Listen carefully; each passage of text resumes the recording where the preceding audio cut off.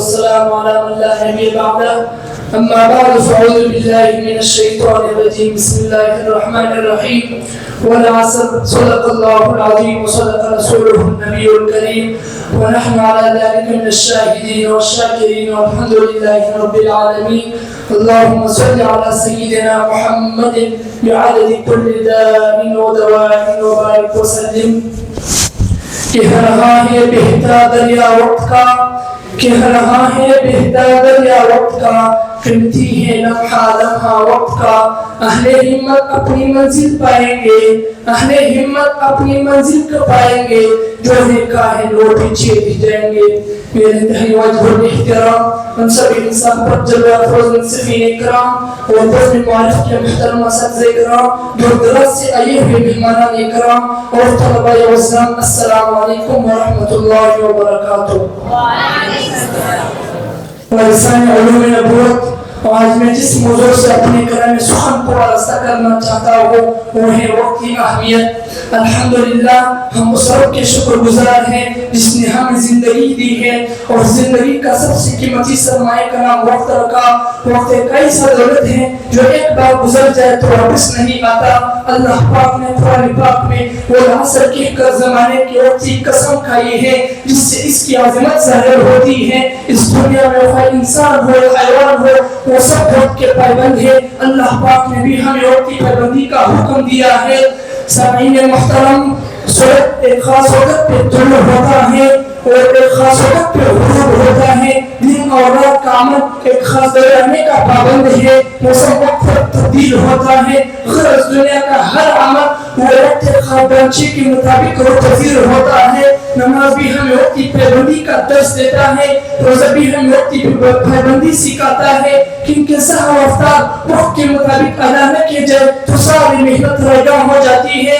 سامعین محترم، ہم انسان تو اشرف المخلوقات ہیں لیکن پرندے بھی وقت کی قدر کرتے ہیں، وقت پر گھونسلے بناتے ہیں، وقت پر سودانے کی تلاش میں نکلتے ہیں، غروب آفتاب پر اپنے گھونسلوں کی طرف لوٹتے ہیں. خبر لو وقت کی اپنی خبر لو، خبر لو وقت کی اپنی خبر لو، اڑا جاتا ہے جو کرنا ہے کر لو.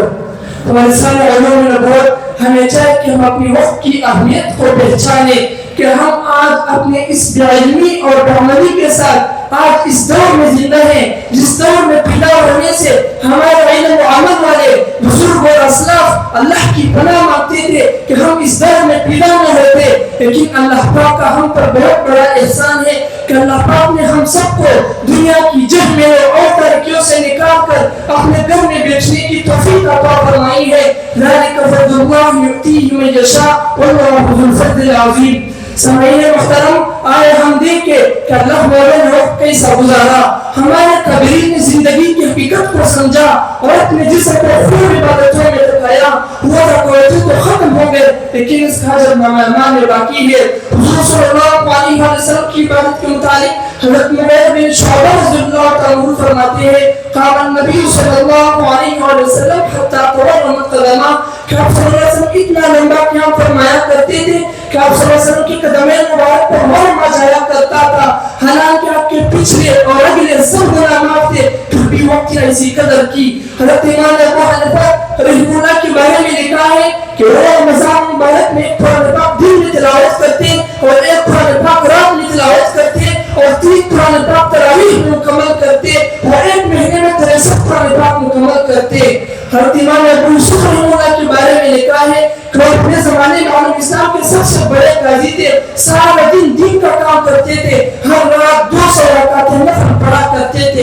اتنے مصروف بندے اور اللہ کی اتنی عبادت کرتے تھے. لیکن افسوس آج ہم انسان فحشات کی زنجیروں میں جکڑے ہوئے قیدی ہے. ہم ایک دوسرے سے پوچھتے ہیں بھائی وقت کیسا گزر رہا ہے، وہ یہی جواب دیتا ہے کہ وقت اچھا گزر رہا ہے. لیکن یہ تو وقت وقت پتہ چلے گا کہ وقت میں تو کیا ہی گزرنا تھا، ہم خود ہی گزر گئے. ہمارے بعض مشائخ نے تو یوں فرمایا الوقت من ذهب، کہ وقت سونے کی ڈلیوں کی مانند ہے. اگر اس سے استعمال کرو گے تو چاندی کی ڈلی بنے گی، اگر اس سے اور اخلاص کے ساتھ استعمال کرو گے تو سونے کی ڈلی بنے گی، اگر اس سے استعمال نہیں کرو گے تو مٹی کی ڈلی بنے گی جو ختم ہو جاتی ہے.